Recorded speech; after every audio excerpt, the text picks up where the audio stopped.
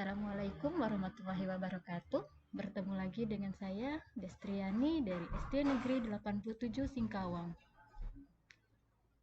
Pada video kali ini saya akan membahas materi tentang tema 9, benda-benda di sekitar kita, subtema 3, manusia dan benda di lingkungan, pada pembelajaran 1 yaitu materi tujuan, ciri-ciri dan bentuk iklan media cetak, serta zat tunggal dan zat campuran. Sedikit motivasi yang akan saya berikan yaitu yang pertama, belajar tidak dicapai secara kebetulan, namun harus dicapai dengan semangat dan ketekunan. Jadi kita harus tetap semangat dalam belajar, berapapun usia kita, dimanapun, dan kapanpun. Yang kedua yaitu pendidikan bukan cuma pergi ke sekolah dan mendapatkan gelar, tetapi juga soal memperluas pengetahuan dan menyerap ilmu kehidupan. Jadi di masa pandemi ini bukan masalah kita untuk pergi ke sekolah, jadi dimanapun kita bisa dapat belajar. Yang terakhir, jangan malas untuk belajar karena ilmu adalah harta yang bisa kita bawa kemanapun tanpa membebani kita. Jadi ilmu yang kita dapatkan kita bisa bawa kemanapun dan bermanfaat pada lingkungan sekitar kita. Baiklah, kita langsung pada materi pembelajaran kita pada hari ini. Yang pertama tentang iklan. Sebelumnya kita telah mempelajari pengertian dari iklan, unsur iklan. Kali ini kita belajar tentang tujuan dari sebuah iklan. Yang pertama yaitu memberitahukan kepada khalayak ramai tentang suatu produk atau jasa. Yang kedua, mempengaruhi khalayak ramai tentang suatu produk atau jasa. Yang ketiga, menyarankan seseorang untuk membeli dan menggunakan suatu produk jasa yang diiklankan. Yang keempat, tujuan iklan itu yaitu memberikan informasi tentang produk jasa. Yang kelima yaitu menarik khalayak ramai. Inilah tujuan utama dari sebuah iklan. Selanjutnya kita belajar tentang ciri-ciri iklan. Ada 4 ciri-ciri iklan yang baik. Yang pertama yaitu bersifat informatif. Yang kedua komunikatif. Yang ketiga bahasanya singkat dan menarik. Selanjutnya kita belajar tentang bentuk iklan. Bentuk iklan itu ada 2. Yang pertama iklan baris dan yang kedua adalah iklan kolom. Sekarang kita pelajari ciri-ciri dari sebuah iklan baris. Yang pertama terdiri atas 2-3 baris. Informasi yang terkandung di dalamnya hanya informasi penting saja, ditulis secara singkat, padat namun jelas. Yang kedua dikelompokkan sesuai dengan jenis barang atau jasa yang ditawarkan. Yang ketiga berupa kalimat-kalimat pendek dan biasanya menggunakan singkatan-singkatan untuk menghemat tempat. Yang keempat, sebagian iklan baris dilengkapi dengan gambar ukuran kecil dan tidak berwarna. Dan yang kelima, yaitu dilengkapi dengan nomor telepon penjual atau untuk orang yang bisa dihubungi. Terus yang keenam adalah tidak menggunakan ilustrasi grafis. Dan yang terakhir adalah biaya pemasangannya tergolong lebih murah karena tidak membutuhkan tempat yang lebar. Sedangkan ciri-ciri dari sebuah iklan kolom adalah yang pertama terdiri atas ilustrasi, gambar, foto, bagan, dan kata-kata. Yang kedua, ukurannya lebih besar daripada iklan baris, bahkan ada yang penuh dalam satu halaman koran. Yang terakhir yaitu berisi penawaran, ajakan, dan bujukan untuk membeli produk atau barang yang ditawarkan. Biasanya juga berupa iklan pribadi atau keluarga yang berisi misalnya berita tentang pernikahan, berita duka, atau ucapan terima kasih. Di sini saya tampilkan beberapa contoh gambar iklan baris maupun iklan kolom. Selanjutnya kita masuk pada pembahasan IPA. Yang pertama kita bahas adalah tentang zat tunggal. Apa itu zat tunggal? Zat tunggal adalah zat yang hanya mengandung satu macam zat penyusun. Zat tunggal dapat juga disebut zat murni.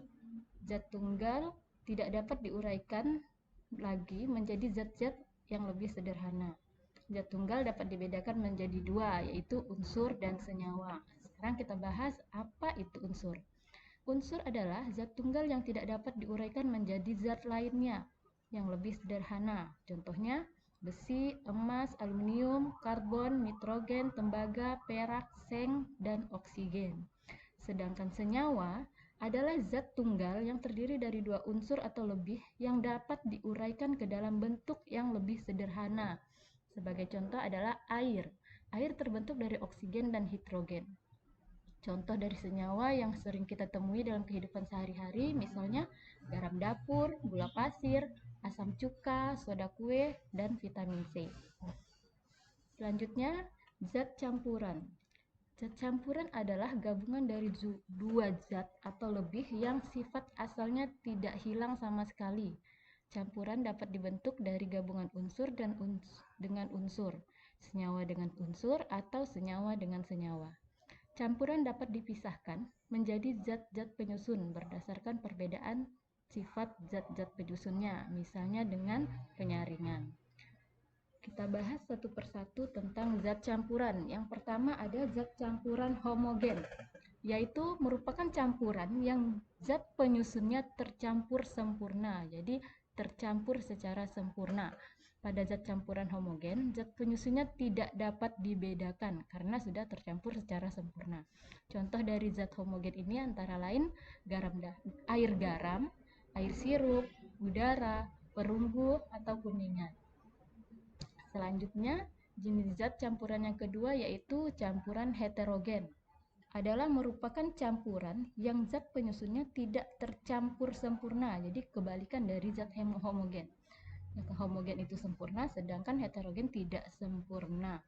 Pada campuran heterogen, zat penyusunnya masih dapat dibedakan. Contohnya antara lain air dengan kopi. Karena di dalam air kopi itu serbuk kopinya masih terpisah dengan air. Air dengan tepung, air dengan pasir bukan gula pasir. Kalau dengan gula pasir dia termasuk homogen karena gula pasir larut di dalam air dan tercampur sempurna. Di sini saya berikan contoh zat tunggal dan zat campuran. Ini ada emas, karbon, perak, besi. Ini adalah medali yang terdiri dari emas, perak, dan perunggu. Selanjutnya ada air yang dicampurkan dengan garam. Ini adalah garam, vitamin C, dan gula pasir, serta sirup yang merupakan contoh-contoh dari zat tunggal dan zat campuran. Kesimpulan dari pembelajaran kali ini adalah yang pertama, kita telah mengetahui tujuan iklan. Tujuan iklan adalah memberitahukan kepada khalayak ramai tentang suatu produk sampai mengajak khalayak ramai untuk membeli produk yang diiklankan. Selain tujuan iklan, kita juga mengetahui ciri-ciri iklan yang baik dan benar, yaitu ada 4, informatif, komunikatif, bahasanya singkat dan padat, serta iklan itu harus menarik. Kita juga mengetahui berdasarkan bentuknya, iklan dapat digolongkan menjadi 2, yaitu iklan baris dan iklan kolom. Dan pada pembelajaran IPA, kita mempelajari tentang zat tunggal, yaitu zat yang hanya mengandung satu macam zat penyusun, yang terdiri dari unsur dan senyawa. Selanjutnya kita belajar tentang zat campuran, yaitu gabungan dari 2 zat atau lebih yang sifat asalnya tidak hilang sama sekali. Dari campuran ini terdiri dari campuran homogen dan juga campuran heterogen. Mungkin sampai sekian pembahasan kita kali ini. Semoga kita bisa bertemu lagi di pembahasan-pembahasan yang akan datang. Terima kasih atas perhatiannya. Saya akhiri. Wassalamualaikum warahmatullahi wabarakatuh. Terima kasih telah menyaksikan.